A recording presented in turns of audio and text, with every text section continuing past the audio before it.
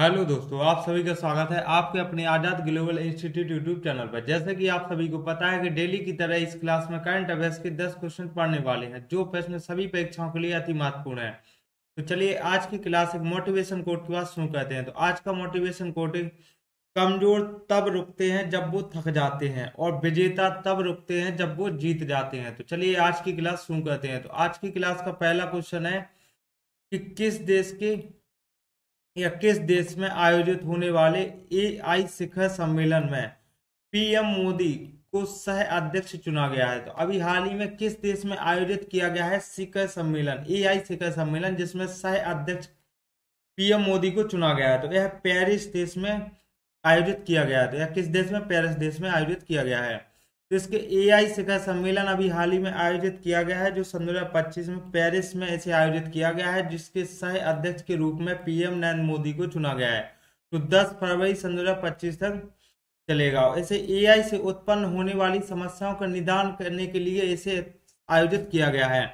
तो इस एआई शिखर सम्मेलन सन 2023 में कहाँ पर हुआ था? यह पहला शिखर सम्मेलन हुआ था। तो यह ब्रेचले यूके यानी ब्रिटेन में इसे आयोजित किया गया था, जिसे घोषणा पत्र यानी एआई से संबंधित घोषणा पत्र से इसे जानते हैं। और सन 2024 में इसका आयोजन सियोल दक्षिण कोरिया में हुआ था। अभी हाल ही में पेरिस में इसका आयोजन किया गया है।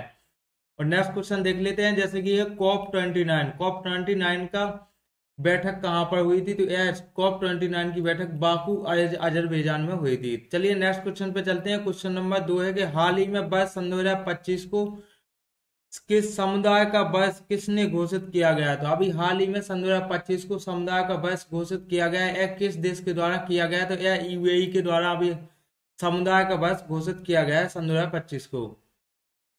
तो सन 2025 को यूएई के द्वारा समुदाय का वर्ष घोषित किया गया है। यूएई के राष्ट्र अध्यक्ष शेख मोहम्मद अल नाह्यान के द्वारा इसे घोषित किया गया है, जिसे समुदाय का वर्ष की घोषणा की है, तथा इसे एकता या समावेशन को दिखाने के लिए इसे सन 2025 को समुदाय का वर्ष घोषित किया गया है। इसे हैंड इन हैंड यानी हाथ पर हाथ आयोजन किया गया है। तो इससे सन 2025 के बारे में देख लेते हैं। सन 2025 को और किस वर्ष से इसे घोषणा की गई है? तो इसे सहकारिता वर्ष के नाम से भी घोषणा की गई थी। और क्वांटम विज्ञान तकनीक वर्ष के नाम से भी सन 2025 को घोषित किया गया है। और शांति एंड विकास के लिए भी सन 2025 का वर्ष घोषित किया गया है। और इसकी घोषणा ग्लेशियर संरक्षण वर्ष के से भी घोषणा की गई है। और इसे सुधारों का वर्ष की भी घोषणा की गई सन 2025 को, जो रक्षा मंत्रालय के द्वारा इसे सुधारों का वर्ष भी कहा गया है। चलिए नेक्स्ट क्वेश्चन पे चलते हैं। क्वेश्चन नंबर 3 है कि हाल ही में सर ग्रीनफील्ड सोबर्स पुरस्कार और आईसीसी पुरुष क्रिकेट ऑफ द ईयर से किसे सम्मानित किया गया है? तो यह जसप्रीत बुमराह को किया गया है। तो आईसीसी अवार्ड के बारे में देखते हैं। तो इसमें आईसीसी अवार्ड में टेस्ट पुरुष में जसप्रीत बुमराह को सम्मानित किया गया है। और T20 पुरुष के लिए आर्शदीप को चुना गया है। आईसीसी पुरुष क्रिकेट ऑफ द ईयर इसे जसप्रीत बुमराह को चुना गया है। यह भारत के 5वें भारतीय हैं। तो यह कौन से नंबर के हैं? 5वें भारतीय बन गए हैं। तो इससे पहले 4 भारतीय कौन कौन रहे हैं? तो उनके बारे में देख लेते हैं। जैसे कि राहुल द्रविड़ और सचिन तेंदुलकर, आर अश्विन और विराट कोहली। विराट कोहली इसमें 2 बार क्रिकेट ऑफ द ईयर चुने गए हैं। और जसप्रीत बुमराह के बारे में देखते हैं। तो जसप्रीत बुमराह को sir Garfield award Sobers trophy से भी सम्मानित किया गया है। वह जसप्रीत बुमराह को किया गया है। और महिला प्लेयर ऑफ द ईयर किसे चुना गया था? महिला player of the year New Zealand की खिलाड़ी आमेलिया केर को चुना गया है। चलिए नेक्स्ट क्वेश्चन पे चलते हैं। जैसे कि एक क्वेश्चन इसका आंसर तो कमेंट बॉक्स में लिख के बताना है कि पद्मश्री अवार्ड किस खिलाड़ी को दिया गया है। तो अभी हाल ही में पद्मश्री अवार्ड से सम्मानित किया गया है, और किस खिलाड़ी को दिया गया है कमेंट बॉक्स में कमेंट करके बताना है। चलिए नेक्स्ट क्वेश्चन पे चलते हैं। क्वेश्चन नंबर 4 है कि हाल ही में तीसरी भारत इंडोनेशिया सीईओ फोरम की बैठक कहां पर हुई है? तो अभी हाल ही में इंडिया और भारत की सीईओ फोरम की बैठक की गई है, जो 3rd क्रम की है। तो यह नई दिल्ली में इसकी बैठक की गई है। तो सीईओ फोरम की 3rd बैठक हुई है, जो अभी हाल ही में नई दिल्ली में हुई है, तथा इसे इंडोनेशिया के प्रेसिडेंट यानी राष्ट्रपति प्राबोवो सुबियांतो इसमें शामिल हुए हैं। और प्रभु सुबियंतु 26 जनवरी के चीफ गेस्ट के रूप में इंडिया आए थे। इन्हें आते ही ब्रह्मोस मिसाइल के एक्सपोर्ट की मीटिंग भी इन्होंने यदि इंडिया में की है, तो एक्सपोर्ट की मीटिंग भी पूर्ण हो चुकी है।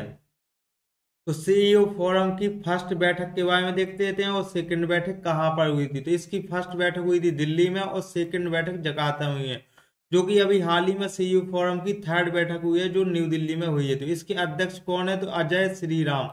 तो इसको ध्यान रखना है। तो इसके अभी थर्ड बैठक के अध्यक्ष अजय श्रीराम हैं जो भारत के हैं। चलिए नेक्स्ट क्वेश्चन पर चलते हैं। क्वेश्चन नंबर 5 है कि हाल ही में 38वें राष्ट्रीय खेल कहाँ प्रारंभ हुए हैं?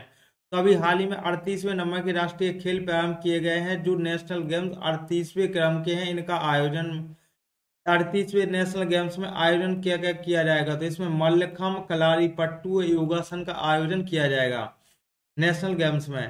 तो इसके नेशनल गेम्स इस बार के किस क्रम के हैं? तो 38वें क्रम के हैं। तो इसका होस्ट कौन है इस बार? तो देहरादून यूके यानी उत्तराखंड इसका होस्ट है। और होस्ट यानी राजीव गांधी क्रिकेट स्टेडियम में इसका होस्ट किया जाएगा। तो इसका शुभंकर क्या है? तो इस बार का इसका शुभंकर मौली है। और इसे शुभंकर यानी इसे मशाल, इसकी मशाल का नाम क्या है? तो इसे तेजस्वी नाम रखा गया है मशाल का। और इस मशाल के मेजबान कौन करने वाला है? तो यह लक्ष्य सेन जो बैडमिंटन खिलाड़ी हैं, लक्ष्य सेन जो इस मशाल की मेजबानी करेंगे। तो नेशनल गेम्स को अभी 28 जनवरी से 14 फरवरी तक चलने वाले हैं। और 37वें क्रम के नेशनल गेम्स कहाँ पर हुए थे? तो यह गोवा में आयोजित किया गया था। इसकी फर्स्ट रैंक पर कौन सा राज्य था? तो महाराष्ट्र था। इसको ध्यान रखना है। और 37वें क्रम के नेशनल गेम्स में शुभंकर क्या था? मोगा। इसको ध्यान रखना है। तो इसका आंसर हो जाएगा कि 38वें राष्ट्रीय खेल कहाँ पर प्रारंभ हुए हैं? तो यह उत्तराखंड में हुए हैं, देहरादून में। चलिए नेक्स्ट क्वेश्चन पे चलते हैं। क्वेश्चन नंबर 6 है कि हाल ही में अंतरराष्ट्रीय होलोकास्ट स्मरण दिवस सन 2025 कहाँ पर मनाया गया है? तो अभी हाल ही में अंतरराष्ट्रीय होलोकास्ट स्मरण दिवस मनाया गया है। यह कहाँ कहाँ पर और कब मनाया गया? तो यह 27 जनवरी को मनाया जाता है। तो इसे अंतरराष्ट्रीय होलोकास्ट स्मरण दिवस 27 जनवरी 1945 से मनाया जाता है। ये मनाया जाता है 27 जनवरी को मनाया जाता है। इसमें नरसंहार यानी जीनोसाइड 1945 में हुई थी। ये घटना था गैस चेम्बर। इसे नरसंहार होलोकास्ट का मतलब होता है नरसंहार या जीनोसाइड का होता है। इसमें एक गैस के चैम्बर में तथा इसे धर्म या समुदाय या नाजियों के द्वारा यह मनाए जाने वाला एक स्मरण दिवस है। तो इसमें अंतरराष्ट्रीय होलोकास्ट इसे पीड़ितों को याद करने के लिए मनाया जाता है। तो जो इस नरसंहार में जो पीड़ित की मृत्यु हो गई थी, जो थे उन्हें पीड़ितों को याद करने के लिए यह मनाया जाता है। चलिए नेक्स्ट क्वेश्चन पे चलते हैं। क्वेश्चन नंबर 7 है कि नागरिक उड्डयन महानिदेशक से electric vertical take off landing विमान के लिए टाइप प्रमाण पत्र प्राप्त करने वाली पहली निजी कंपनी कौन बन गई है? तो अभी हाल ही में वर्टिकल टेक ऑफ और लैंडिंग विमान के लिए टाइप प्रमाण पत्र प्राप्त करने वाली पहली निजी कंपनी कौन बन गई है? तो वह ई प्लेन कंपनी बन गई है। तो ई प्लेन कंपनी इसे आईआईटी मद्रास का स्टार्टअप है। ई प्लेन कंपनी को किसने कराया गया था? इसे आईआईटी मद्रास के द्वारा से स्टार्टअप शुरू किया गया था। इसे डीजीसीए से electric take off and landing type प्रमाण पत्र प्राप्त हासिल कर लिया है। और इसे ऐसी प्राप्त करने वाली प्रमाण पत्र प्राप्त करने वाली यह फर्स्ट कंपनी यानी पहली कंपनी बन गई है। ई बेटोल यानी यह एक व्हीकल का नाम है। चलिए नेक्स्ट क्वेश्चन पर चलते हैं। क्वेश्चन नंबर 8 है कि हाल ही में राष्ट्रीय टेबल टेनिस चैंपियनशिप सन 2025 का महिला एकल खिताब किसने जीता है? तो अभी हाल ही में टेबल टेनिस चैंपियनशिप सन 2025 का खिताब किसने जीता है? तो दिया चितले ने यह खिताब जीता है। इसे राष्ट्रीय टेबल टेनिस चैंपियनशिप का आयोजन सूरत यानी गुजरात में किया जा रहा है। इसे पंडित दीनदयाल स्टेडियम में इसका आयोजन किया जा रहा है। तो यह किस स्थान पर हुआ है? पंडित दीनदयाल स्टेडियम। इसमें मेल में विजेता कौन है? तो इसे मानुष शाह है, यह मेल में विजेता खिलाड़ी हैं। और फीमेल में दीपा चितले ने यह खिताब जीतने वाले हैं। तो यह एकल खिताब किसने जीता है? तो फीमेल में जीता है दीपा चितले ने और मेल में जीता है मानुष शाह ने। चलिए नेक्स्ट क्वेश्चन पे चलते हैं। Question number 9। तो हाल ही में इंदिराप्पा इंदिराम्मा आत्मीय भरोसा और तथा इंदिराप्पा इंदुलु योजना को किसने प्रारंभ किया गया है? तो यह योजना तेलंगाना के द्वारा प्रारंभ की गई है। तो यह तेलंगाना के द्वारा प्रारंभ की गई योजनाओं के बारे में देख ले, तो इसमें रायथू भरोसा योजना एक प्रारंभ की गई थी। तो रायथू भरोसा योजना में किसान को सहायता देने के रूप में इसे 12,000 रुपये प्रति एकड़ रुपए की सहायता दी जाएगी किसानों को। यह तेलंगाना की योजना है, रायथू भरोसा योजना के नाम से लॉन्च किया गया था। और तेलंगाना की दूसरी योजना है तथा इसे इंदिराप्पा आत्मीय भरोसा योजना। यह योजना भूमिहीन किसानों को सहायता देने के लिए प्रारंभ किया गया है। इसमें भूमिहीन किसानों को 12,000 रुपये प्रति सालाना दिया जाएगा। और तेलंगाना की तरफ से तीसरी योजना है इंदिराम्मा इंदुलु योजना। तो यह योजना के से बेघर यानी दलित आदिवासियों को जिनके पास रहने के लिए घर नहीं है तथा दलित और आदिवासी समुदाय से आते हैं, तो इनको घर निर्माण के लिए सरकार के द्वारा 5 लाख रुपए की सहायता प्रदान की जाएगी। तो चलिए नेक्स्ट क्वेश्चन पे चलते हैं। क्वेश्चन नंबर 10 है कि हाल ही में चर्चा में रहे LID 568 का संबंध किससे है?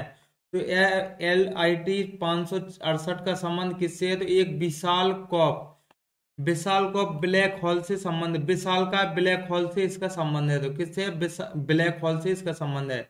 LID 568 एक ब्लैक होल का नाम है। इसकी खोज तथा जेम्स बेल टेलीस्कोप, USA की एक टेलीस्कोप है जेम्स बेल टेलीस्कोप, इसके द्वारा इसे खोजा गया है। यह तथा कम द्रव्यमान वाला ब्लैक होल है। तो ब्लैक होल क्या होता है? तो यह एक अपने आसपास के पदार्थों को अपनी ओर खींचना, इसका कार्य होता है ब्लैक होल का। और इसकी खोज की गई है तथा इसे एक्सरे एंड इंफ्रारेड किरणों के द्वारा इसे खोजा गया है।